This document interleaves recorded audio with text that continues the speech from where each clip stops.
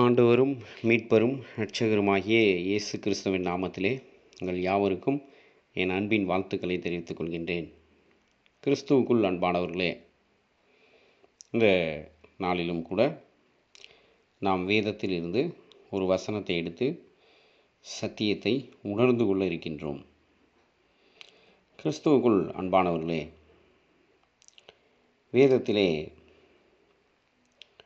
தேவன் மனிதனை சிருஷ்டிக்கும்போது ஆணும் பெண்ணுமாக சிருஷ்டித்தார் என்று எழுதப்பட்டுள்ளது. ஆணும் பெண்ணுமாக சிருஷ்டித்தார் என்பது கிறிஸ்துவுக்குள் அன்பானவர்களே ஒரு குடும்பத்தை அது நமக்கு காண்பிக்கின்றது. முதலாவது, தேவன் குடும்பத்தை நேசிக்கின்றார். ஒரு குடும்பம் என்பது கணவன், மனைவி, பிள்ளைகளை குறிக்கின்றது. அன்பானவர்களே, இன்றைய காலகட்டத்திலே குடும்பங்களிலே சமாதானம் காணப்படவில்லை. குடும்பங்களிலே பிரிவினைகள் காணப்படுகின்றன. கணவன் மனைவியிடையே சண்டைகள், தாய் தகப்பன் பிள்ளைகளிடையே சண்டைகள், இது போன்ற காரியங்கள்லாம் கண்கூடாக நம்மால் பார்க்க முடிகிறது. குறிப்பாக கிறிஸ்தவ குடும்பங்களிலே இது போன்ற காரியங்கள் காணப்படுவது நமக்கு மிகுந்த வேதனை தரக்கூடியதாக காணப்படுகின்றது. அன்பானவர்களே, 1 பேதுரு 3வது அதிகாரம் முதல் வசனத்திலிருந்து 6 வசனங்கள் வரை அங்கு மனைவியாய் இருக்கின்றவர்கள் கணவனிடத்தில் எப்படி நடந்து கொள்ள வேண்டும் என்று அப்போஸ்தலனாகிய பேதுரு எழுதுகிறதை நாம் வாசிக்கின்றோம். 7வது வசனத்திலே கணவர்களாக புருஷர்களாக இருக்கிறவர்கள் மனைவியினிடத்தில் எவ்விதம் நடந்து கொள்ள வேண்டும் என்பதை குறித்து அங்கே நமக்கு எழுதுகிறார். 1 பேதுரு 3:1 சொல்லுது, மனைவிகளே உங்கள் சொந்த புருஷருக்கு கீழ்ப்படிந்திருங்கள். அப்பொழுது அவர்களில் யாராவது திருவசனத்திற்கு கீழ்ப்படியாதவர்களாய் இருந்தால் பய பக்தியோடு கூடிய உங்கள் கற்புள்ள நடக்கைகளை பார்த்து போதனையின்றி மனைவிகளின் நடக்கையினாலேயே ஆதாயப்படுத்தி கொள்ளப்படுவார்கள். இன்றைய அநேக சபைகளிலே சகோதரிமார்கள் ரட்சிக்கப்பட்டிருக்கிறார்கள். ஆனால் அவர்களுடைய கணவர்கள் புருஷர்கள் ரட்சிக்கப்படாததனால் இவர்களை குறித்து அவர்கள் தேவ பக்தியை அறியாதவர்களாக இருக்கின்றபடினாலே கணவன் மனைவியிடையே பிரச்சனைகள் வரதான் செய்கின்றது. ஆனால் வேதம் என்ன சொல்கிறது என்றால், அப்படிப்பட்ட மனைவியாய் இருக்கின்ற விசுவாசியாய் இருக்கிறவர்கள் தேவனை அறியாத புருஷர்கள் மத்தியிலே, அவிசுவாசியாகிய புருஷர்கள் மத்தியிலே அந்த புருஷனுக்கு கீழ்ப்படிந்து பயபக்தியோடு இவங்க இருக்கும்போது அதை பார்த்து அந்த புருஷங்க பரவாயில்ல, என் மனைவி போல வருமா, என் மனைவி ரொம்ப நல்லவ என்று ஆச்சரியப்பட்டு இந்த தேவன் இந்த பிள்ளையை இந்த அளவுக்கு ஒரு நல்ல ஒரு வாழ்க்கை வாழ நல்ல ஞானத்தை கொடுத்துருக்கிறாரு, இந்த தேவன் தான் நமக்கும் தேவனாக இருக்கணும்னு சொல்லி ஆண்டவராகிய இயேசுவை ஏற்றுக்கொள்வார்கள் என்று இந்த வசனம் சொல்கின்றது. அதுபோல கிறிஸ்துவுக்குள் அன்பானவர்களே, சகோதரிமார்கள்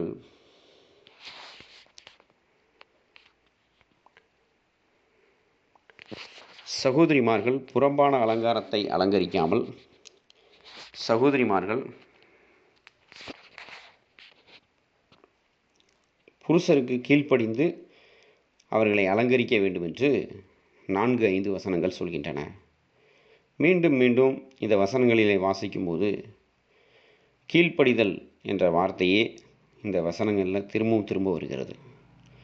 அதுதான் அந்த மனைவிக்கு ஒரு புருஷனிடத்தில் தேவன் வைத்திருக்கிற சத்தியமாக இருக்கிறது என்பதை இந்த 1 பேதுரு 3வது அதிகாரத்தில் 1 முதல் 5 வசனங்கள் நமக்கு மீண்டும் மீண்டும் சொல்கின்றது. அதே விதமாக 6வது வசனம் சொல்லுது, சாராள் ஆபிரகாமை ஆண்டவன் என்று சொல்லி அவனுக்கு கீழ்ப்படிந்திருந்தாள். மீண்டும் 4வது முறை வருகிறது.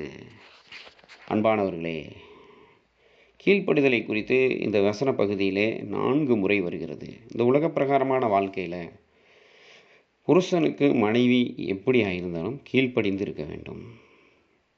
நன்மை செய்து ஆபத்துக்கு பயப்படாதிருந்தால் அந்த சாராளுடைய பிள்ளையாக இன்றைக்கு சபையில் இருக்கிற ஒவ்வொரு சகோதரிகளும் காணப்பட முடியும் என்பது தான் இந்த வசனங்கள் நமக்கு வெளிப்படுத்துகின்றன. 7வது வசனம் சொல்கிறது, புருஷர்களே, மனைவியானவள் பலவீன பாண்டமாய் இருக்கின்றபடியினால் உங்கள் ஜெபங்களுக்கு தடை வராதபடிக்கு நீங்கள் விவேகத்தோடே அவருடனே வாழ்ந்து உங்களுடனே அவர்களும் நித்திய ஜீவனாகிய கிருபையை சுதந்திரித்துக் கொள்கிறானபடினால் அவர்களுக்கு செய்ய வேண்டிய கனத்தை செய்யுங்கள். அன்பானவர்களே, புருஷர்களாய் இருக்கிறவர்களும் மனைவியாக இருக்கிறவங்க பலவீன பாண்டம் என்பதை உணர்ந்து ஜெபங்களுக்கு தடை வராதபடிக்கு விவேகத்தோடு அவர்களோடு வாழணும். கணவனும் மனைவியும் ஏன் தேவன் சிருஷ்டித்தார் என்றால் இந்த வசன பகுதி சொல்லுது, 1 பேதுரு 3:7, நித்திய ஜீவனாகிய கிருபையை சுதந்திரித்துக் கொள்வதற்காக.